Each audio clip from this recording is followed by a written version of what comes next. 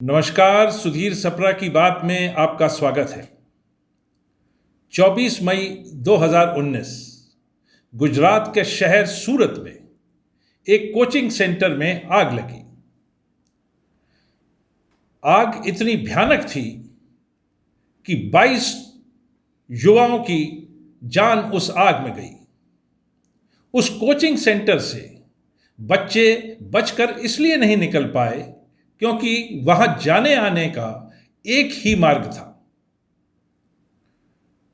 आग के बाद पूरे हिंदुस्तान में शोर मचा। हमारे ग्वालियर शहर में भी प्रशासन ने आनन फानन में कोचिंग सेंटर्स बंद कर दिए।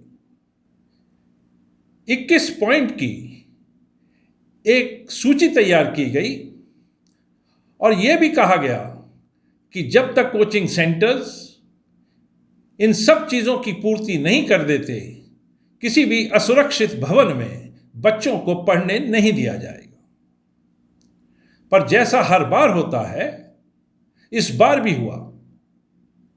प्रशासन ने सख्ती का सिर्फ दिखावा किया और कुछ दिन बाद नेताओं की दखलंदाजी से सभी कोचिंग सेंटर बिना आग से सुरक्षा के इंतजाम किए दोबारा से चालू हो गए।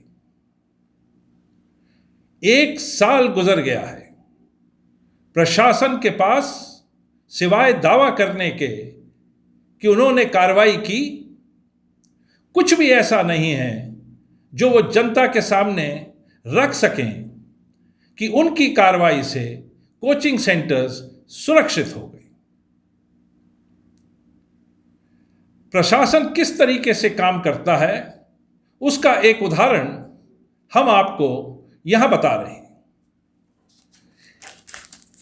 यह समाचार पत्र 26 जनवरी 2020 का है। दैनिक भास्कर के पृष्ठ संख्या 13 पर नगर निगम आयुक्त की तरफ से एक विज्ञप्ति छपी है और इस विज्ञप्ति में स्पष्ट रूप से इस बात का उल्लेख किया गया है कि शहर के भवनों को फायर सेफ्टी सर्टिफिकेट लेना अनिवार्य है। इस विज्ञप्ति में शैक्षणिक संस्थाएं, सभी ऊंची इमारतें, बहुमंजिला भवन, विशेष भवन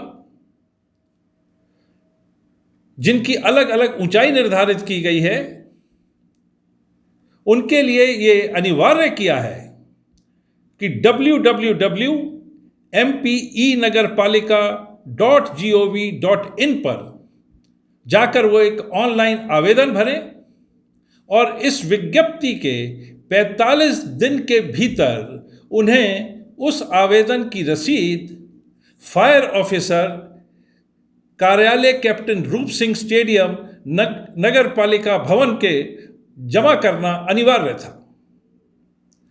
लेकिन विज्ञप्ति छप के रह गई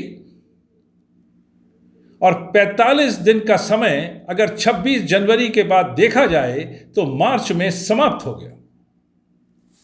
हमारा प्रश्न है नगर निगम के आयुक्त महोदय से कि महोदय, क्या आपने ये सुनिश्चित करने की कोशिश की कि आपके फायर ऑफिसर के पास शहर के बहुमंजिला इमारत वालों ने और शहर की शिक्षण संस्थाओं ने इस विज्ञप्ति के अनुसार वो रसीद जमा की या नहीं की तो ये आपके विभाग की लापरवाही है कि 45 दिन का समय निकलने के बाद भी आपके फायर ऑफिसर ने ये कोशिश नहीं की कि जो विज्ञप्ति है उसका पालन कराया जाए।